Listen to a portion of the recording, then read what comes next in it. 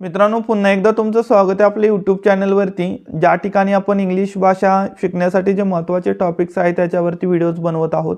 बघा, पुन्हा एकदा आपण 25 शब्द तुमच्यासाठी घेऊन आलेलो आहेत इंग्लिशमध्ये। बघा, आपण याला सिरीजमध्ये पूर्ण करतोय।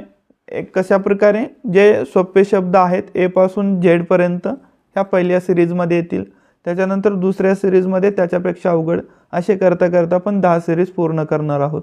आता बी चे शब्द आपण पाहतोय मित्रांनो। याच्या पूर्वीचे व्हिडिओज पाहण्यासाठी तुम्ही चॅनलच्या प्लेलिस्टमध्ये जाऊन त्या ठिकाणी पाहू शकता। बघा, उशीर न करता सुरुवात करूया। पहिला शब्द तुमच्या समोर आहे बोट। बोट म्हणजे होडी। बोट म्हणजे काय? होडी। पुढे आहे बॉडी। बॉडी म्हणजे शरीर। बॉडी म्हणजे शरीर। तसंच पुढचा शब्द आहे बोन। बोन म्हणजे हाड। बघा, शब्द व्यवस्थितपणे लक्षात ठेवा। शेवटी फक्त मी मराठी शब्द विचारतोय, त्यावेळेस तुम्हाला तो इंग्लिश शब्द आहे त्याच्यासाठी काय आहे, याच्यासाठी काय आहे तुम्हाला आठवला पाहिजे। ठीक आहे, तर बघा, बोन म्हणजे काय? हाड। पुढचा शब्द आहे बुक। बुक म्हणजे पुस्तक। बुक म्हणजे काय? पुस्तक। पुढे आहे बोरिंग। बोरिंग म्हणजे कंटाळवाणा। बोरिंग म्हणजे काय? कंटाळवाणा। पुढचा शब्द आहे बॉर्न म्हणजे जन्मलेला। ठीक आहे, बॉर्न म्हणजे काय? जन्मलेला। पुढे आहे बोथ म्हणजे दोन्ही। बोथ म्हणजे काय? दोन्ही। पुढे आहे बॉदर। बॉदर म्हणजे त्रास देणे, वर्ब म्हणून। ठीक आहे, बॉदर म्हणजे काय? त्रास देणे। पुढचा शब्द आहे बॉटल म्हणजे बाटली। ठीक आहे, बॉटल म्हणजेच काय? बाटली।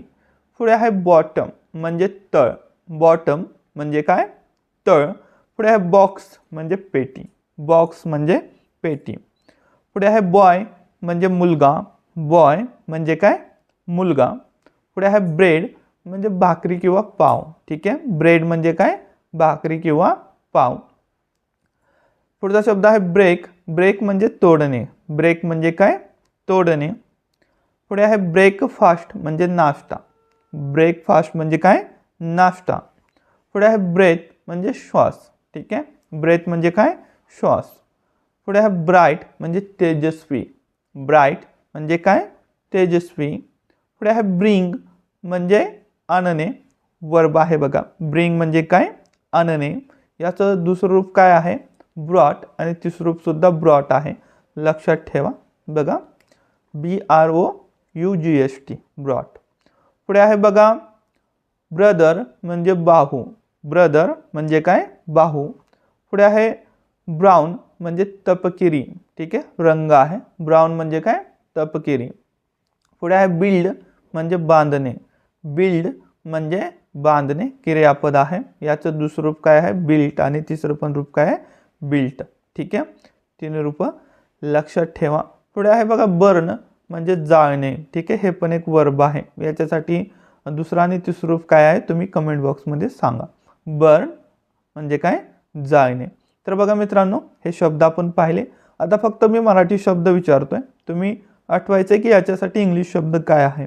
तर बघा, जाळणे, जाळणे, बांधणे, बांधणे, तपकिरी, तपकिरी, बाहू, बाहू, आणणे, आणणे, तेजस्वी, तेजस्वी, श्वास, श्वास, नाश्ता, नाश्ता, तोडणे, तोडणे, भाकरी किंवा पाव, भाकरी किंवा पाव, मुलगा, मुलगा, पेटी, पेटी, तळ, तळ, बाटली, बाटली, त्रास देणे, त्रास देणे, दोन्ही, दोन्ही, जन्मलेला, जन्मलेला, कंटाळवाणा, कंटाळवाणा,